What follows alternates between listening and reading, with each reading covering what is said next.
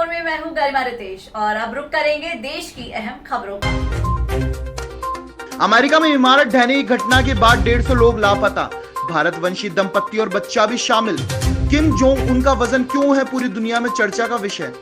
जल्द anti drone device खरीदेगी भारत सरकार, इजराइल से डील संभव।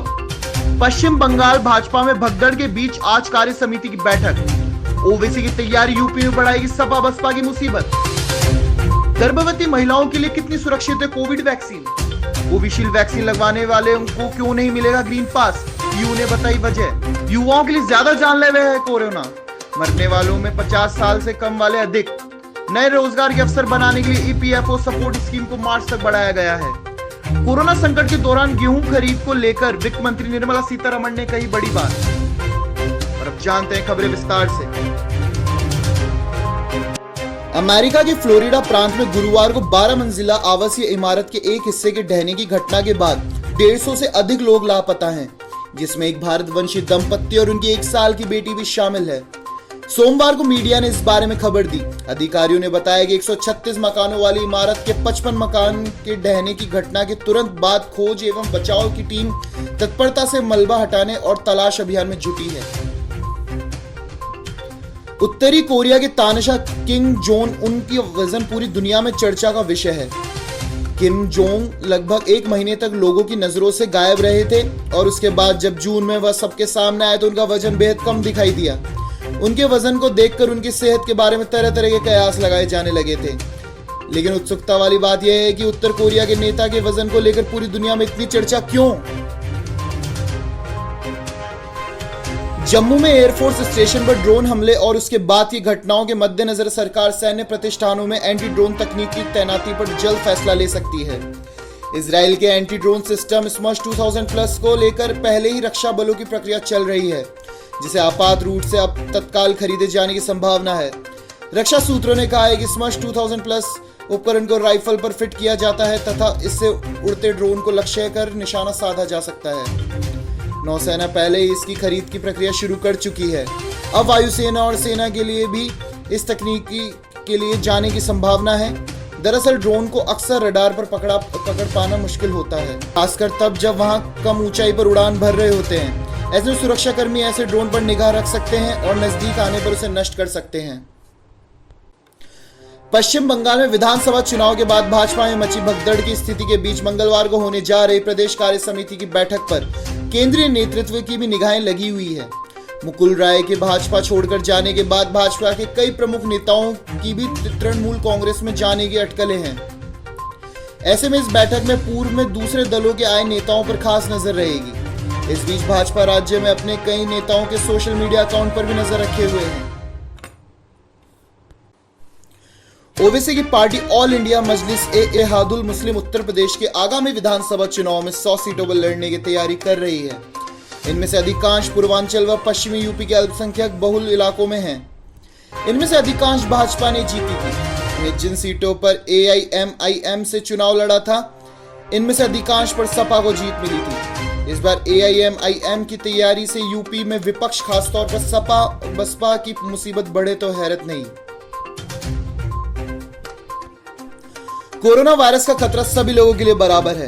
इस वायरस की चपेट में कोई भी आ सकता है, इसलिए सरकार ने कहा है कि सभी लोगों के लिए कोरोना का टीका लगवाना जरूरी है। एक यही तरीका है जिससे हम कोरोना को हरा सकते हैं। गर्भवती महिलाओं को इस विषय पर कई शंकाएं रहती है। हालांकि केंद्र सरकार और ICMR पहले ही साफ कर चुका है, गर्भवती महिलाएं कोविड-19 से बचाव का टीका लगवा सकती हैं।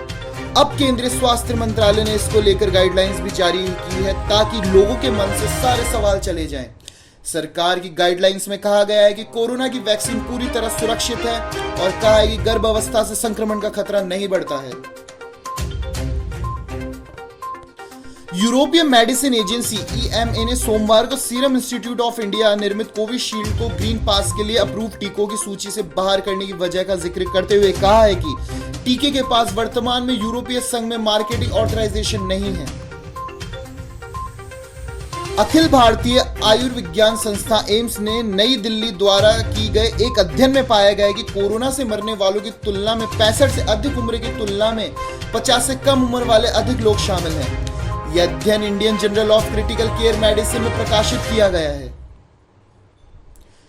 कोरोना से जूझ रही भारतीय अर्थव्यवस्था को बाहर निकालने के लिए सोमवार फिर से भारत सरकार की तरफ से कई ऐलान किए गए। वित्त मंत्री निर्मला सीतारमण ने प्रेस को संबोधित करते हुए उन सभी सेक्टर के लिए स्पेशल पैकेज का ऐलान किया जो कोरोना की दूसरी लहर के कारण बुरी तरह से परेशान हैं। वित्त मंत्री ने अपनी अनाउंसमेंट में आत्मनिर्भर भारत योजना को 31 मार्च 2022 तक बढ़ाने की बात कही। यह योजना पिछले साल 30 अक्टूबर को शुरू की गई थी। वित्त मंत्री निर्मला सीतारमण ने आज कहा है कि कोरोना संकट के दौरान किसानों को बड़ी राहत दी गई है और उनसे बड़े पैमाने पर गेहूं की खरीद तथा उर्वरकों की अतिरिक्त सब्सिडी दी गई है, जिससे कृषि लागत मूल्य कम रहे। सीतारमण ने यहां संवाददाता सम्मेलन में कहा है कि इस बार रबी खरीद सीजन के दौरान रिकॉर्ड 432.48 लाख टन गेहूं की न्यूनतम समर्थन मूल्य एमएसपी पर खरीद की गई है।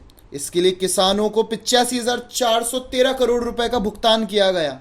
वर्ष 2020-21 के दौरान 389.92 लाख टन गेहूं की खरीद की गई थी। प्रेस कॉन्फ्रेंस में वित्त मंत्री ने आज 8 राहत उपायों का ऐलान करने की बात कही। वित्त मंत्री ने 1.5 लाख करोड़ रुपए की अतिरिक्त आपात ऋण सुविधा गारंटी योजना की घोषणा की। इनमें 4 राहत उपाय नए हैं, हेल्थ सेक्टर से जुड़ा है, एक राहत पैकेज भी है। कांग्रेस ने कोविड के कारण जान गंवाने वाले परिवारों को सहायता राशि की मांग के संदर्भ में केंद्र सरकार की ओर से सुप्रीम कोर्ट में दायर हलफनामे को कोरोना पीड़ितों और कोरोना योद्धाओं का अपमान करार देते हुए सोमवार को कहा है कि इस महामारी में अपने प्रियजन को खोने वाले हर परिवार को 10 लाख रुपए की मदद प्रदान की जानी चाहिए। पार्टी के पूर्व अध्यक्ष राहुल गांधी ने यह भी कहा कि नरेंद्र मोदी सरकार को लोगों की मदद करने से पीछे नहीं हटना चाहिए।